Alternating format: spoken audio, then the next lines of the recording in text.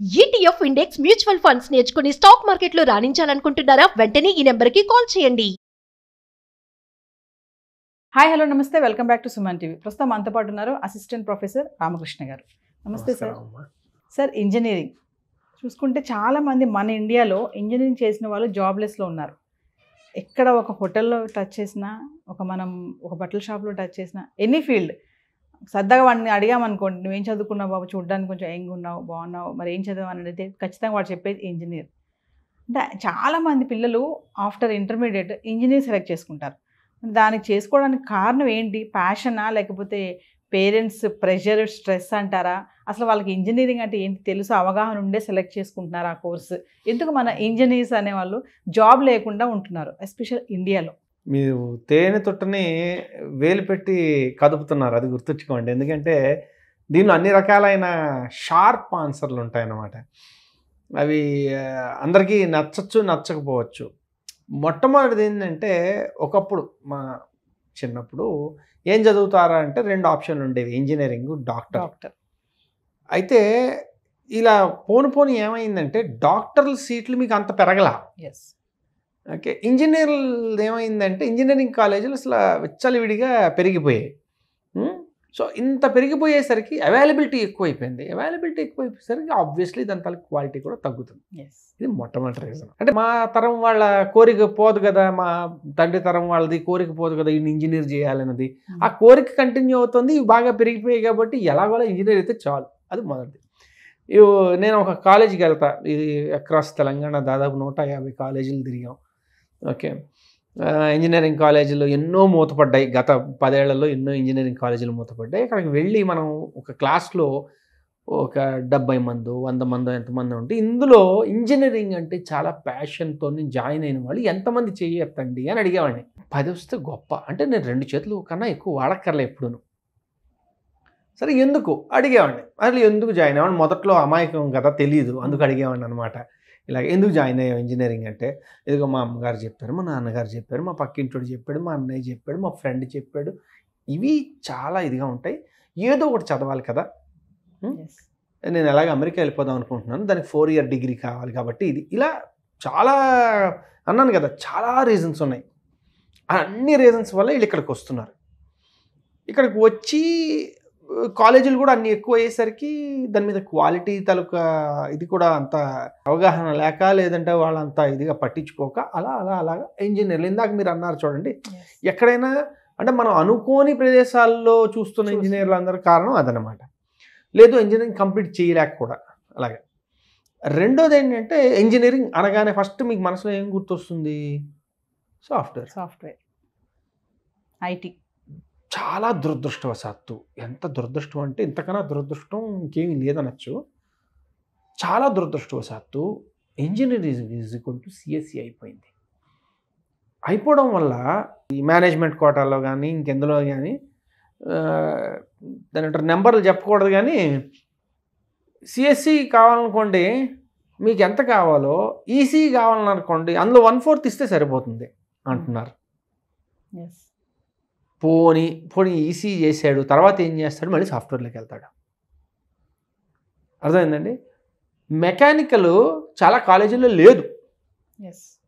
Okay, ఇంకా కొన్ని ఉన్న కాలేజీల్లో నేను చూసా 7 10 మంది, 10 మంది వచ్చారంటే చాలా సక్సెస్ఫుల్ కాలేజ్ అది.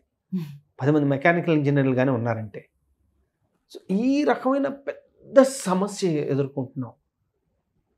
అర్థమైందండి? ఇది ఇంకొకటి ఏమిటంటే, చాలాసార్లు మీరు అన్నారు కాబట్టి ఇది చెప్తున్నాను. ఎలా ఉంటుందంటే, ఒకసారి ఒక స్టూడెంట్ మన బంధువుల అబ్బాయి వచ్చాడు ఒక పార్టీలో కలిసి. వీళ్ళు చేసే పొరపాటు ఏంటంటే నన్ను అడగడం అనమాట, సార్ ఇది సిఎస్సి తీసుకుంటే బాగుంటుందా అని అడిగారు. నిన్న ఎందుకు తీసుకుందాం అనుకుంటున్నావు? జాబ్స్ బాగుంటాయి సార్. నువ్వు ఒకసారి ఎన్ని జాబులు చేస్తావు అని అడిగారు. అంటే ఒకటే సార్ అన్న. నువ్వు చేసే ఒక తొక్కలో ఒక జాబ్ కోసం అక్కడ లక్షల జాబులు వెయిట్ చేయాలా? నీకు టాలెంట్ ఉంటే ఒక జాబ్ ఉంటే ఆ ఒక జాబ్ నీకు వస్తుంది. టాలెంట్ లేకపోతే అక్కడ 1,00,000 ఉన్నా నీకు రాదు. కాబట్టి 1,00,000 ఉన్నాయని వెళ్ళకు, నీకు ఏముంది అది వెళ్ళు అంటే. ఆబ్వియస్లీ అలాంటి చెప్తే నచ్చం కాబట్టి తర్వాత ఎప్పుడు అడగలేదు. సంతోషం. ఇదండి సమస్యలు, ఎన్నో సమస్యలు ఇలాంటివి. సార్ ఇప్పుడు ఇంజనీరింగ్ అన్నారు కదా, ఇంటర్మీడియట్ అయిపోయాక, అంటే ఇంకొక మెయిన్ రీజన్ ఎక్కువ కనబడింది పేరెంట్స్ ప్రెషర్. అంటే వాళ్ళ స్ట్రెస్ వల్ల కూడా వీళ్ళు సెలెక్ట్ చేసుకోవడం అనేది జరుగుతుంది. అంటే పేరెంట్స్ ఖచ్చితంగా ఇంజనీరింగ్ తీసుకోరా అంటారు, వాళ్ళకు ఒక ఆలోచన ఉండదు. అంటే ఇంజనీరింగ్ చేస్తే అసలు ఏంటి, ఏం జాబ్ వస్తుంది ఏంటి అనే ఐడియా కూడా లేకుండా కూడా పిల్లలు సెలెక్ట్ చేసుకుని తర్వాత ఇలా ఇబ్బంది పడుతున్నారంటే ఏం చెప్తారు? అంటే మనం కొన్ని విషయాలు అర్థం చేసుకోవాలి. ఒక ఇంజనీరింగ్ చదివినంత మాత్రాన వాడు ఇంజనీర్ అయిపోవాల్సిన అవసరం లేదు. ఈ విషయం మనం మనసులో బాగా గట్టిగా ఇది పెట్టుకుందాం. ఎందుకంటే బిఏ హిస్టరీ చదివినంత మాత్రాన హిస్టోరియన్ అయిపోతున్నాడా? వాడిని ఎప్పుడు అడగలేదే, అరే నువ్వు హిస్టోరియన్ ఎందుకు అవ్వలేదని చెప్పి. లేదు బిఏ లిటరేచర్ తీసుకున్న వాళ్ళు మంచి కవులు కవిత్రులు అవ్వకపోతే మీరు ఏమైనా వాళ్ళు అంటున్నారా? చాలా తక్కువ మంది ఉన్నారు వాళ్ళు అవ్వలేదు కాబట్టి మనకి అసలు దృష్టిలో పడట్లా. ఇలా లక్షల్లో మీరు కనబడుతున్నారు కాబట్టి అబ్బో వీళ్ళందరూ ఇంజనీర్లో అసలు టాలెంట్ లేదు. మన దేశంలో అయ్యే ఇంజనీర్లలో దాదాపు అంటే కనీసం 20% మంది కూడా ఎంప్లాయబుల్ కాదు. ఇది ఇండస్ట్రీకి ఇచ్చిన ఇది రిపోర్ట్. అంటే కనీసం అంటే 100 మందిలో 80 మంది అసలు ఇంజనీరింగ్కి స్థాయికి ఒక ఉద్యోగ స్థాయికి లేరు. అయితే మనం ఏం అర్థం చేసుకోవాలంటే వీళ్ళు ఇంజనీరింగ్ అనేది కేవలం ఒక డిగ్రీగానే చేశారు. వీరి యొక్క తర్వాత దాన్ని ఏమంటారంటే ఏం చేద్దాం అనుకుంటున్నారో దానికి సంబంధించి ఇది ఏమైనా ఉపయోగపడిందా, పడట్లేదా, లేదు దాని తర్వాత వాళ్ళకి తగ్గింది ఏదైనా చేసుకోవచ్చా. ఉదాహరణకి ఇంజనీరింగ్ చేస్తారు, తర్వాత ఎంబీఏ చేయొచ్చు, ఓకేనండి. లేదు ఇంజనీరింగ్ చేశారు, యాజ్ అ ఇంట్రెస్ట్ ఇంజనీరింగ్ చేశారు. నాకు తెలిసిన చాలామంది పిల్లలు ఉన్నారు, వాళ్ళకి వీడియో ఫిల్మ్స్, షార్ట్ ఫిల్మ్స్ ఇవన్నీ చాలా బాగా చేస్తూ ఉంటారు. సో ఇంజనీరింగ్ చేసేస్తున్నారు. చేసేసి వాళ్ళు ఒకటే చెప్తారు, ఏముంది సార్ ఒక 5-6 ఏళ్ళు ఉద్యోగం చేస్తామేమో, ఇది మాత్రం వదులుకోం, తర్వాత నేను ఆ ఇండస్ట్రీలోకి వెళ్తాను. అయితే ఏంటంటే మనం అర్థం చేసుకోవాల్సిందంటే ఇంజనీరింగ్ చేయగానే వాడు డెఫినెట్లీ అదే పొజిషన్లో ఉండాలనుకోవడం తప్పు. అది ఒక డిగ్రీ మాత్రమే. రెండోది ప్రతి వాళ్ళు సాఫ్ట్వేర్కి వెళ్ళిపోదాం అనుకుంటే అందరూ పలకి ఎక్కితే మరి పోయేవాళ్ళు ఎవరు, మోసేవాళ్ళు ఎవరు? అదే వాళ్ళు మోసేవాళ్ళు కూడా కావాలి. అలాగే మిగిలిన ఏరియాస్లో అది ఈసీఈ అవ్వచ్చు, లేకపోతే ఏరోస్పేస్ అవ్వచ్చు, ఇంకేమైనా అవ్వచ్చు, వాటిల్లో వాళ్ళకి నిజంగా ఇంట్రెస్ట్ ఉన్న వాళ్ళు అక్కడికి వెళ్ళి అక్కడ ఇది చెందుతున్నారు. కాకపోతే వాళ్ళు మనకి ఎక్కువగా కనబడరు. ఇప్పుడు ఎలా ఉంటుందంటే బక్రీద్ రోజున ఓల్డెన్ మేకలు ఉంటాయి చూడండి, అది గొర్రెలు అమ్ముతూ ఉంటే వీళ్ళు వెళ్ళి కొనుక్కుని వెళ్ళిపోతూ ఉంటారు. అన్ని సాయంత్రం తర్వాత రోజు కూడా అమ్ముడు అయిపోతాయి. నేను పిల్లలకి అదే చెప్తాను, అదే ఎగ్జాంపుల్ ఇస్తాను. అరే బాబు నువ్వు క్యాంపస్ ప్లేస్మెంట్కి వెళ్తుంటే నువ్వు కంగారు పడకు, ఒక గొర్రెల్లో నువ్వు ఒక గొర్రె అనమాట, నువ్వు డెఫినెట్లీ అమ్ముడవుతావు. అమ్ముడు అయిన వాడంతా సూపర్ గొర్రెలు కాదు, అవ్వనంత మాత్రం నువ్వు బ్యాడ్ గొర్రెవు కాదు. బాటమ్ లైన్ ఏంటంటే అందరూ గొర్రెలే. అది అయితే ఇక్కడ దీనిలో ఒక ఇంపార్టెంట్ విషయం ఏం చేయొచ్చు అంటే ఈ 4 ఏళ్లలో ఏదో ఒక స్కిల్, ఏదో ఒక నైపుణ్యం పట్టుకుని అది అభివృద్ధి చేసుకోండి. అది ఇంజనీరింగ్కి సంబంధించినదా ఏదైనా అవ్వచ్చు.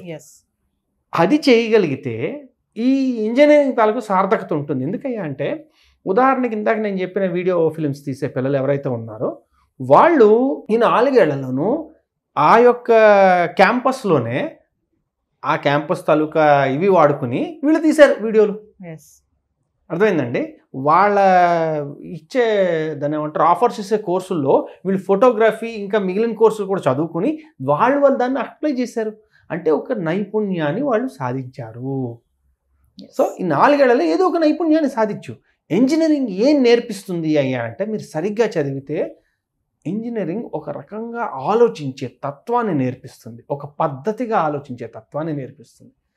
అది పట్టుకున్నారనుకోండి వీళ్ళు ఎందులోకి వెళ్ళినా ఆ మైండ్ సెట్ ఉంటుంది. ఆ మైండ్ సెట్ అంటే ఒక ఇంజనీర్ ఆలోచించే విధంగా ఒక నాన్ ఇంజనీర్ ఆలోచించలేడు.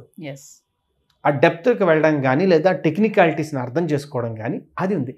సో వీళ్ళు ఇంజనీరింగే చేస్తుంది. ఇంజనీరింగ్ అయిన తర్వాత ఇంజనీరింగ్ దానిలోనే జాబ్ చేస్తున్నారు లేదా అన్నది మనం పక్కన పెడితే మనం చూడాల్సింది ఏంటయ్యా అంటే అందులో వాళ్ళు ఏ స్కిల్, ఏ నైపుణ్యాన్ని వాళ్ళు అభివృద్ధి చేసుకున్నారు. కాబట్టి తల్లిదండ్రులు కూడా సరే మా వాడు ఇంజనీర్ కావాలని జాయిన్ చేసేసాం, సరే ఇప్పుడు మనం వాడిని ఎలా అభివృద్ధి అయ్యేలా మనం సహాయం చేయగలం. మీ కోరిక మేరకు కూడా ఇంజనీరింగ్ జాయిన్ అయిపోయాడు, చదివేస్తాడు కూడా.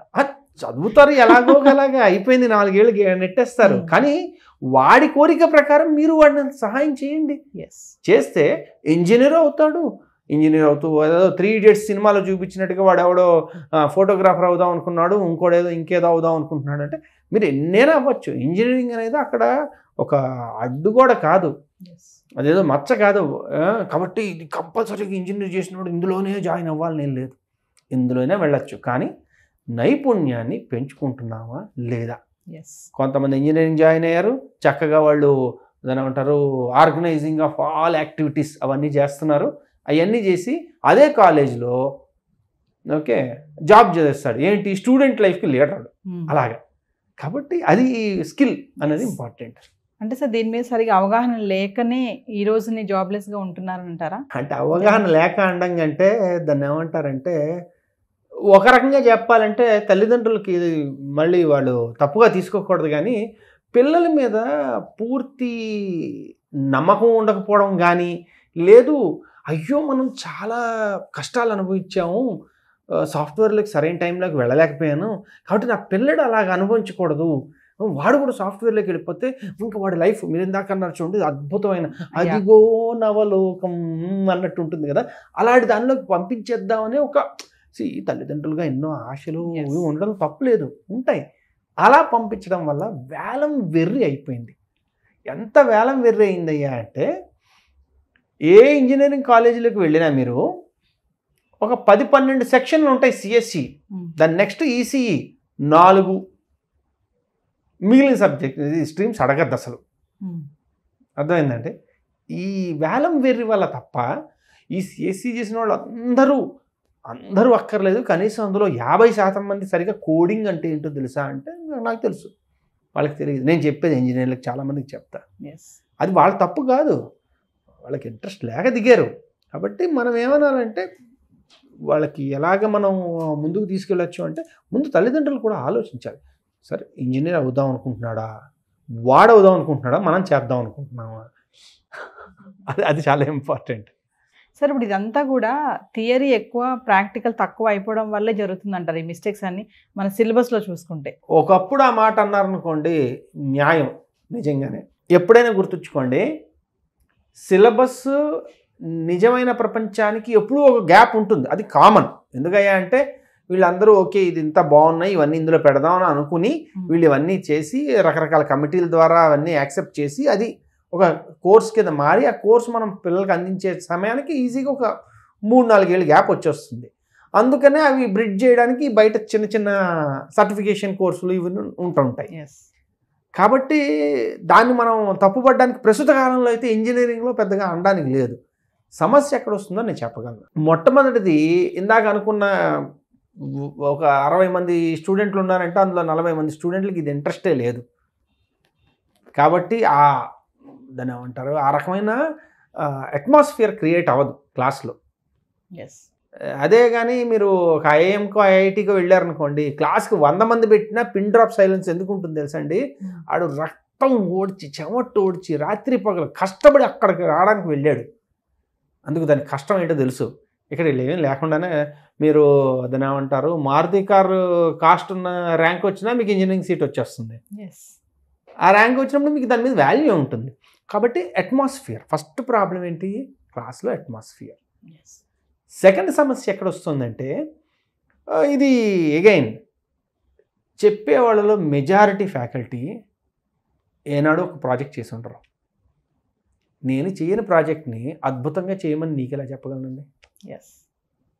అంటే వాళ్ళని నేను తప్పు పట్టట్లేదు, బాగుంది, వాళ్ళు దాన్ని ఏమంటారు ఇది చెప్పడం అనేది వృత్తిగా ఎంచుకున్నారు, చెప్తున్నారు. బిజినెస్లో జనరల్గా బిజినెస్ ఎక్స్పీరియన్స్ ఉన్న వాళ్ళకి ప్రొఫెసర్ ఆఫ్ ప్రాక్టీస్ కింద పట్టుకొస్తారు. కాబట్టి అందరి ఫ్యాకల్టీ బిజినెస్ ఎక్స్పీరియన్స్ ఉన్న వాళ్ళు ఉండరు, కానీ అట్లీస్ట్ ఒక 2-3 ఉంటారు. అలాగా ప్రతి ఇంజనీరింగ్ కాలేజ్లో అట్లీస్ట్ కొంత పర్సంటేజ్ ఆఫ్ ఫ్యాకల్టీ అనే వాళ్ళని ఇండస్ట్రీ ఎక్స్పీరియన్స్ ఉన్న వాళ్ళని తీసుకురావాలి.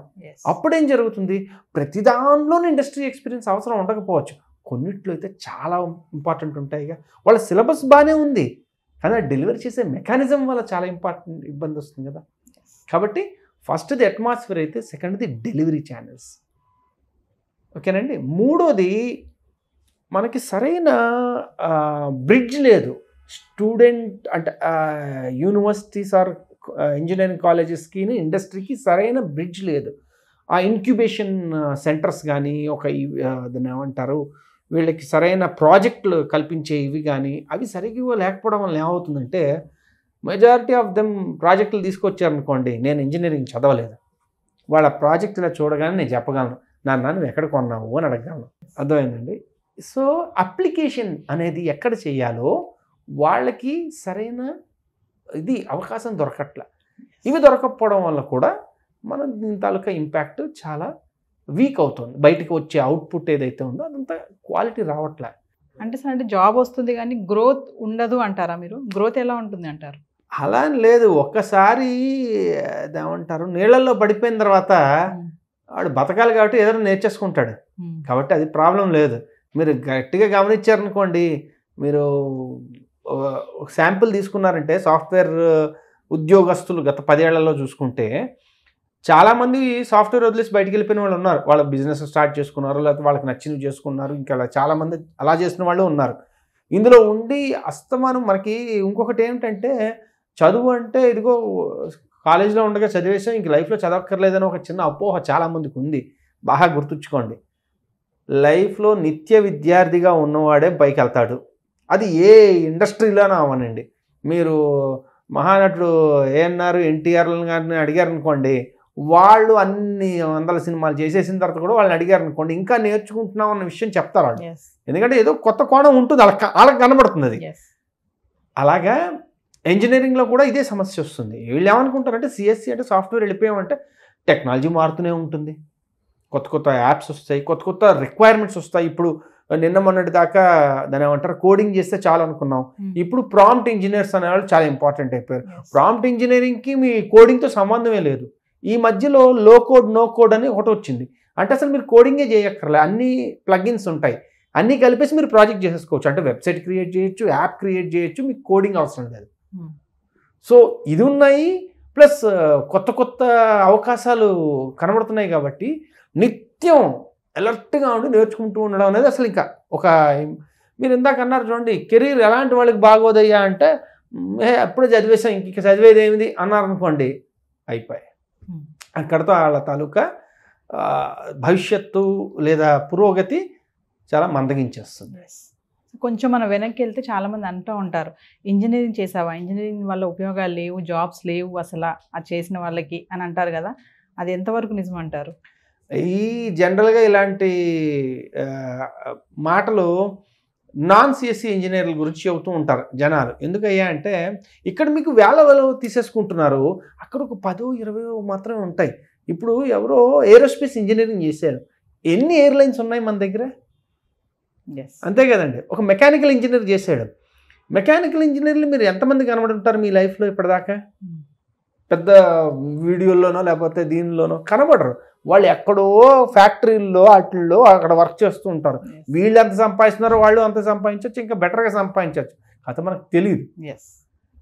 ఒక సాఫ్ట్వేర్ 4 ఏళ్ళు ఖాళీగా ఉన్నా మీరు పెద్ద పట్టించుకోరేమో, కానీ ఓ సివిల్ ఇంజనీర్కి కానీ జాబ్ రాకపోతే, అందుకే చెప్పా శుభ్రంగా సాఫ్ట్వేర్ చేసేయాల్సింది చూడు ఇప్పటికా. అంతేగాని మీరు ఉన్న బిల్డింగ్ సివిల్ ఇంజనీర్ లేకపోతే చేయలేడు, ఆ సాఫ్ట్వేర్ ఎంత కష్టపడ్డా ఆ సాఫ్ట్వేర్ ఇంజనీర్ ఈ బిల్డింగ్ కట్టలేడన్న విషయం మన అవగాహన ఉండదు. ఎందుకంటే మిగిలినవి సాఫ్ట్వేర్ అనేది ఏంటంటే మీరు స్కేలప్ చేయడం చాలా సులువు. అర్థమైందండి. అందుకని ఒక్కసారి మీరు టెక్నిక్ కనుక్కున్నారంటే ఆ టెక్నిక్ని మీరు ఇంకా ఎక్స్పాండ్ చేస్తూ పోవచ్చు. కాబట్టి మీకు 100, 1000, 10,000 మంది ఎంప్లాయీస్ వరుసగా రావచ్చు. కానీ నేను బిల్డింగ్లు కట్టాలంటే, సివిల్ ఇంజనీర్ కావాలంటే నాకు లిమిటెడ్ నెంబర్ ఆఫ్ సివిల్ ఇంజనీర్సే కావాలి. భయంకరంగా తీసేసుకోలేను. ఇంకొకటి, వీళ్ళు సాఫ్ట్వేర్ ఇంజనీర్ తీసుకుని వాళ్ళని బెంచ్ మీద కూర్చోబెడతాడు. మిగిలిన ఇండస్ట్రీలో అలా బెంచింగ్ ఉండదు. బెంచింగ్ చేయాలంటే వాళ్ళు ఎంత ఖర్చు, అందుకని వాళ్ళు బెంచింగ్ చేయరు. సో ఇలాంటివన్నీ ఉండడం వల్ల ఏమవుతుందంటే అన్ని ఉద్యోగ అవకాశాలు కనబడవు. బట్టి వాళ్ళు చాలా ఇంట్రెస్ట్ ఉంటే తప్ప అలాంటివి చేయలేరు. చేసి వెతుక్కోవాలి, సరైన అవకాశాలు వెతుక్కుంటే చాలా ఉన్నాయి. Thank you sir. నమస్కారం.